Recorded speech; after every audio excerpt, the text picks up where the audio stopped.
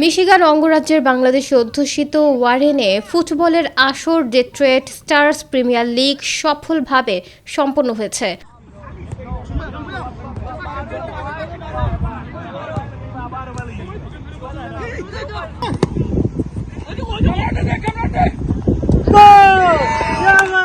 Detroit stars football একাডেমির আয়োজনে শনিবার ১৭ আগস্ট ওয়ারেন সিটির হলমিচ পার্কে ফাইনালের মাধ্যমে মাসব্যাপী লিগটির সমাপ্তি হয়।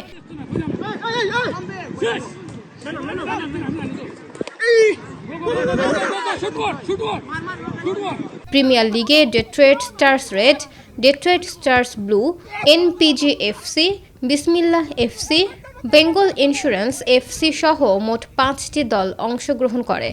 এতে চ্যাম্পিয়ন হয়েছে ডেট্রয়েট স্টার্স রেড। ফাইনালে আরেক দল ডেট্রয়েট স্টার্স ব্লুকে ২-০ গোলে হারিয়ে শিরোপা অর্জন করে দলটি।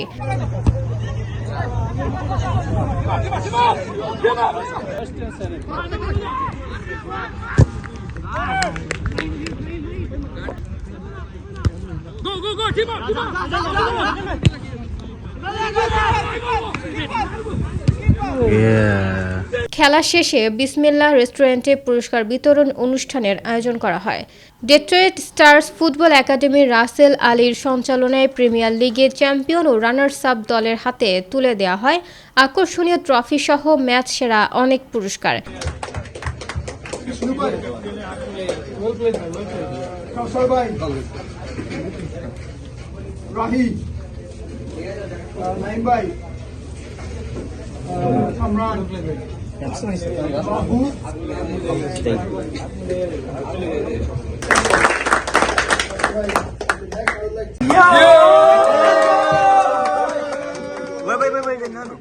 এতে অংশ নেন প্রিমিয়ার লিগের পৃষ্ঠপোষকতায় থাকা প্রতিষ্ঠানের ব্যক্তিবর্গ।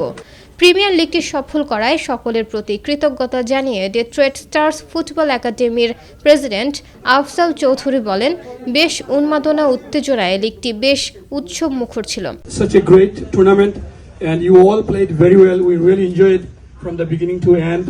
And I have some brothers, like maybe they are over 40. They play really well. Program party কিছু দেই না, only for কোন টুর্নামেন্ট খেলাধুলা বিষয় হইলে আমি সব সময় আমার বিজনেস তো আমি আপনারা পাশে চাই। Join with you guys and sponsor with you guys. And next year, hopefully, it will go even bigger. So please do more practice and it will be more entertaining, hopefully, next year.